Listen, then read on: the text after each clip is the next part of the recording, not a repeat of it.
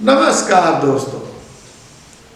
मनुष्य भी एक अजीब सी चीज कह सकते हैं, उसकी सोच कह सकते हैं, उसकी माइंड को कह सकते हैं, गजब की सोच रखती है भाई।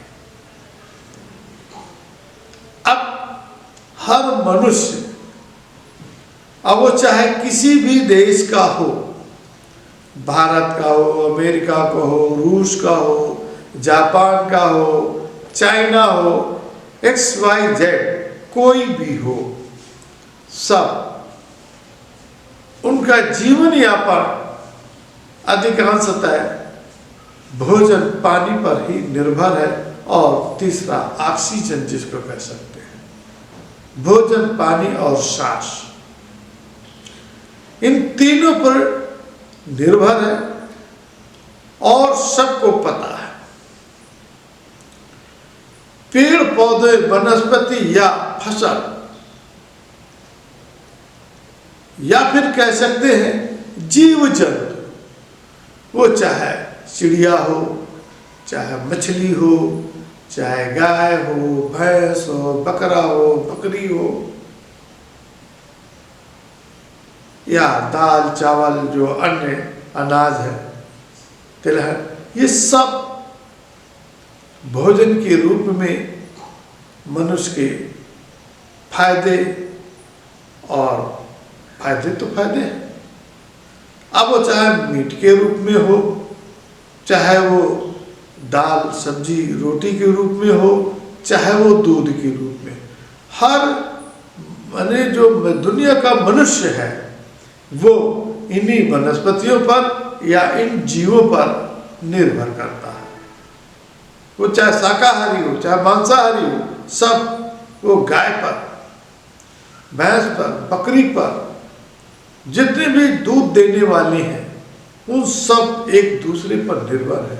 शाकाहारी है तो वो दूध खाते हैं, दूध के विभिन्न प्रकार के व्यंजन बनाते हैं।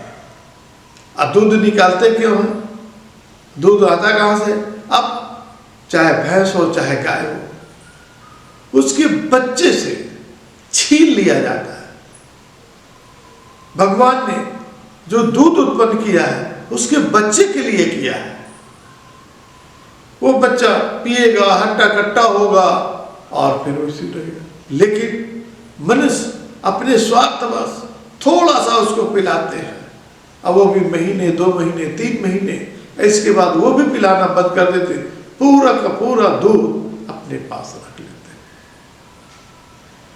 इसी प्रकार से जो अंडे देने वाले हैं उनकी बात करते हैं, तो अंडा भी पूरा का पूरा ले लेते हैं, निकाल लेते हैं। या जो बड़े हो गए, कुछ लोग तो कहें अंडा ही क्या, जब अंडे में इतनी ताकत है तो मुर्गी ही को पूरी खा लो, तो पूरी मुर्गी को हलाल कर लेते हैं, पूरे मुर्गे को हलाल कर लेते हैं।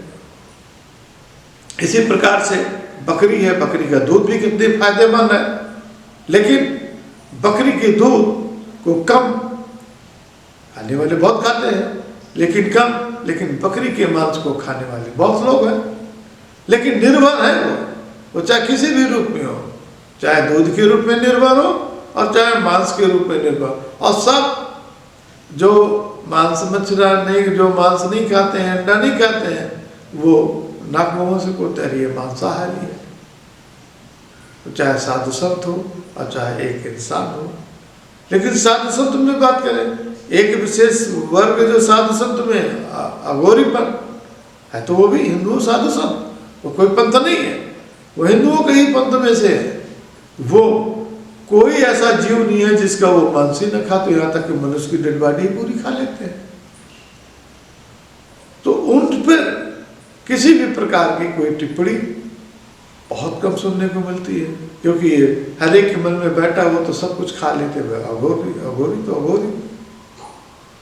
और उनकी भी एक अपनी जो तांत्रिक है या चाहे जैसे भी हो, हर क्षेत्र में जैसे साधु संत हैं, उनकी भी एक अपनी महिमा है, ईश्वर से सीधा कनेक्ट रखते हैं।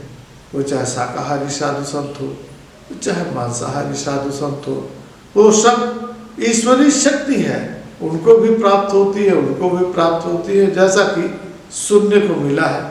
लेकिन अभी तक हमें कोई ऐसी दिव्य शक्ति ना अघोरी पंथ में और ना ही इसमें सामना करने को मिला है। लेकिन सुना गया है कि अघोर पंथ में भी दिव्य शक्तियाँ बैठी हुई हैं और इस पंथ में भी दिव्य शक्तियाँ बैठी हुई हैं, जो कि उनके सामना करते हैं। लोग बतलाते हैं कि उनके दर्शन हो जाने से मात्र से जो है चमत्कार जीवन में देखने को मिलता है। खैर वो अलग मैटर है, लेकिन हम शाकाहारी मांसाहारी की बात करते हैं। इसी में हम कितना लड़ते झगड़ते हैं, आए दिन ही होता है। परिवार में ही होता है। कोई जो अगर 10 सदस्य हैं, 10 में 4 खाने वाले, 4 नहीं खाने वाले हैं, 4 खाने वाले 6 नहीं खाने वाले हैं, या 6 खाने वाले हैं 4 नहीं खाने वाले हैं।